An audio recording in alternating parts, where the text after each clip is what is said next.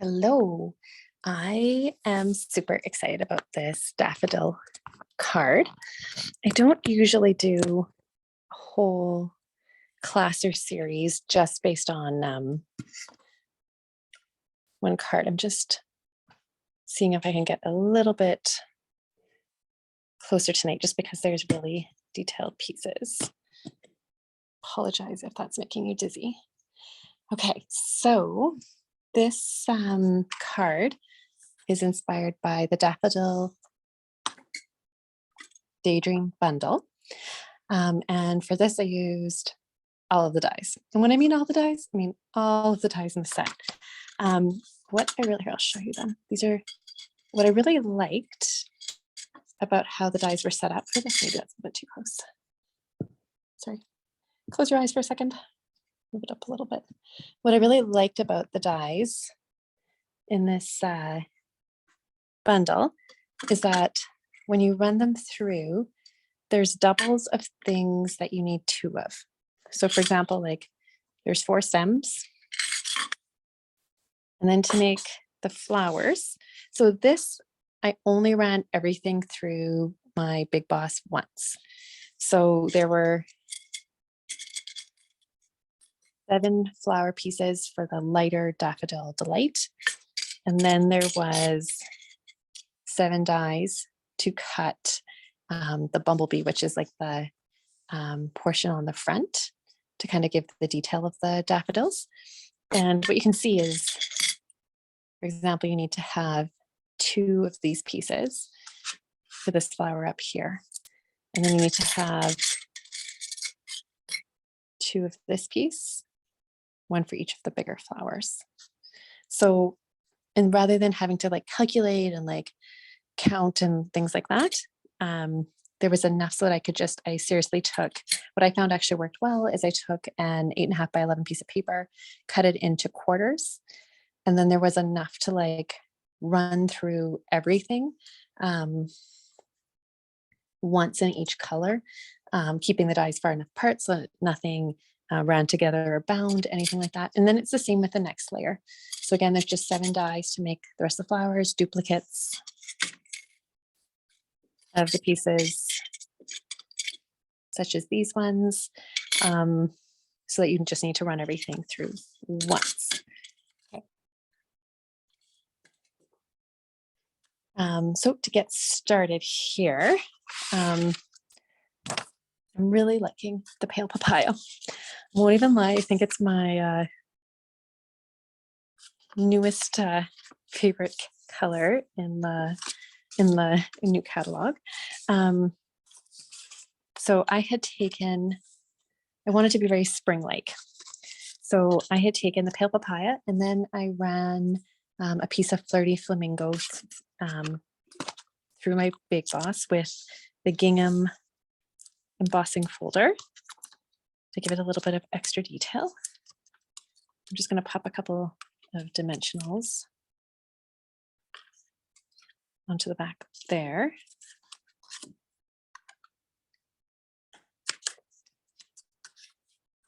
And then I'm going to get out my flower pieces. So I've already pre-cut everything. And I'll show you how I pop this together. So there's 4 stems. And I'm just going to set these aside because I'm going to glue my layering of my flowers together first. So the easiest way I found this is now I'm going to take my 7 yellow daffodil pieces and I'm going to match it up with my coordinating bumblebee layering pieces. So it's quite easy, I found. The ones that have the 3 petals also have a coordinating 3-petal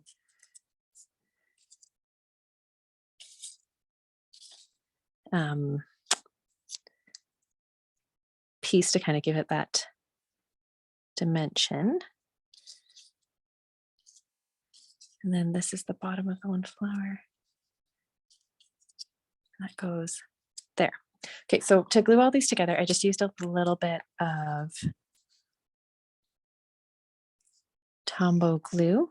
I'm kind of like a dot person.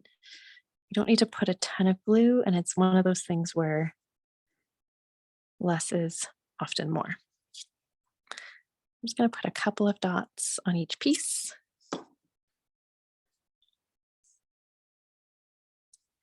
I did a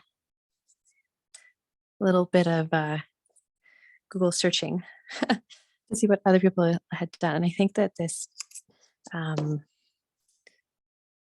daffodil yellow with the bumblebee was definitely one of the more popular combinations for this flower out there if you want to make traditional yellow daffodils. Not usually like a fiddly glue person, but this one is quite pretty. And I did find, because I only ran everything through the Big Shot just that one time, wasn't that bad. I think if you were kind of calculating to make more of one style of flower, perhaps I would have found it a little bit more fiddly. Okay, so I glued everything together there. Then you want to assemble your flowers. So you're going to take the two pieces that have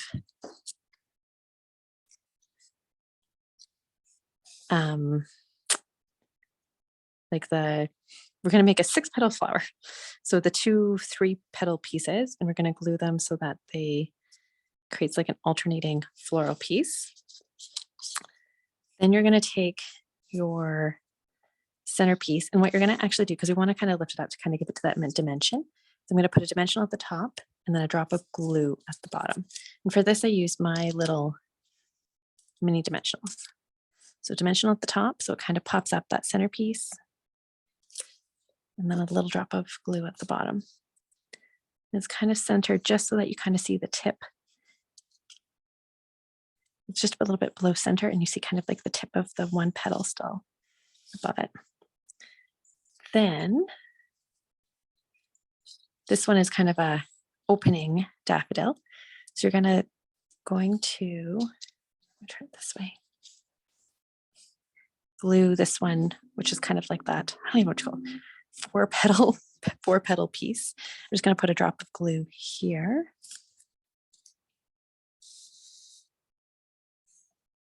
Stick that in the center. And then the same thing. Oh, I guess I didn't glue this one together. Put a couple drops of glue. And I always kind of feel like you can kind of go back.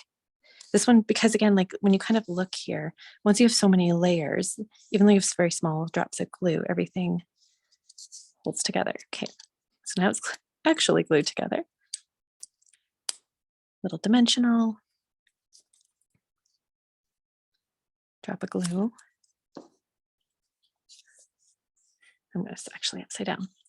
Okay, so your big petals are all down with that little one above. I probably should not have taken off the backing of that dimensional yet. It does kind of, I'm just going to be careful that it doesn't stick to my paper, so just don't press down on that. And then I have my cute little bud. Okay, so the little bud has a little tab sticking out. So that one right away, you kind of notice one of the stems also has that kind of bud opening. I'm going to put that one there. And then I'm going to grab back, and move this up just a little bit, my base. So this white piece is just for the inside of my card afterwards. So I'm just going to kind of lay out how I want these to go. And I kind of just put mine together. There's not real, I don't want to say real rhyme or reason or anything. I want this one to be low enough because that's going to coordinate with that flower. You won't see where that kind of stem is, but so now I'm going to start with this bud one. A little bit of glue. Now I am going to, they're too tall for the page. So I am going to chop it at the end. I maybe shouldn't have glued that already onto the base, but hindsight's 2020 at this point. So I'm going to, it'll be an easy snip. Okay, so I'm just gonna like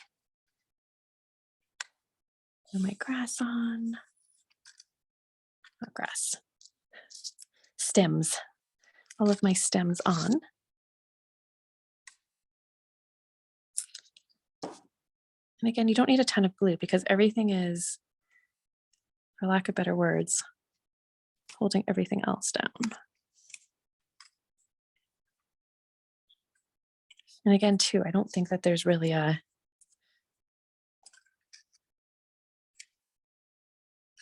right or wrong answer for like how tall your stems are, or this or that, right?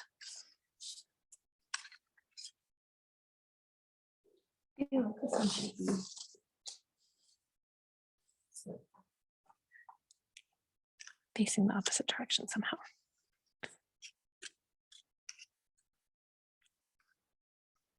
In this case, I'm going to just go a little bit lower down.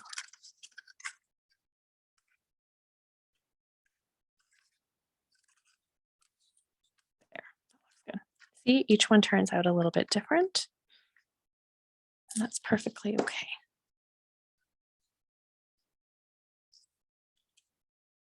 I just kind of want a crisscross point so that I have a nice place for my bow. Okay, so that then once I have that in, then this flower at the top, I'm gonna put a little bit of glue. This one I'm gonna put a little bit more glue because that flower is kind of getting rather heavy at this point. I don't want it to fall off. Stick that up there.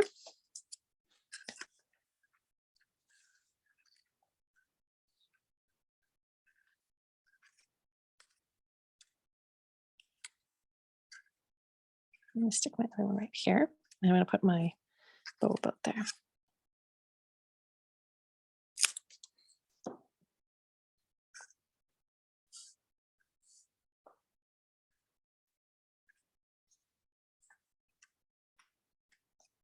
There we go. And I've already tied a bow with my pale papaya. So I'm just going to stick that on with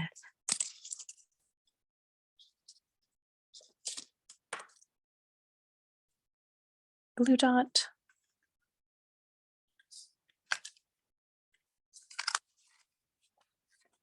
And then, because I've given this like a mini chance to dry, I'm going to just go snip, snip, snip. Trim off those stems at the bottom of the page. Just go back a little bit closer. There we go. Perfect. Okay, so in this stamp set, there is, I actually didn't use the stamp set. I used, what was it called? It's in the annual catalog. It's retiring. And it has a For You stamp in it, which I thought was gorgeous and kind of like calligraphy and pretty. It was called, I really can't remember. It was one of the ones with all the filigree that I used last month in my stamp stack. I'll try to post it in the comments which stamp set it is.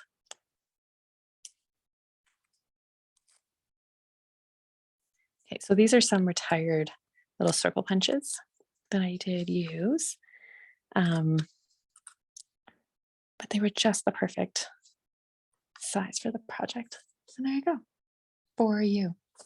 And then last but not least, I would just take and glue my white piece of paper in the inside. I just think it looks like super crisp and finish that way.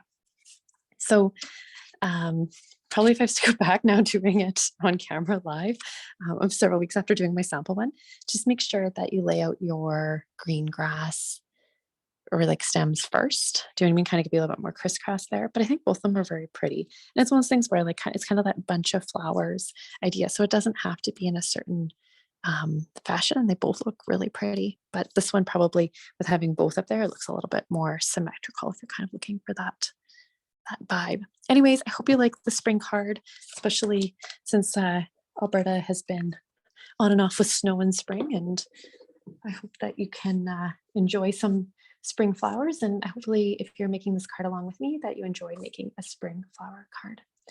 Have a wonderful evening.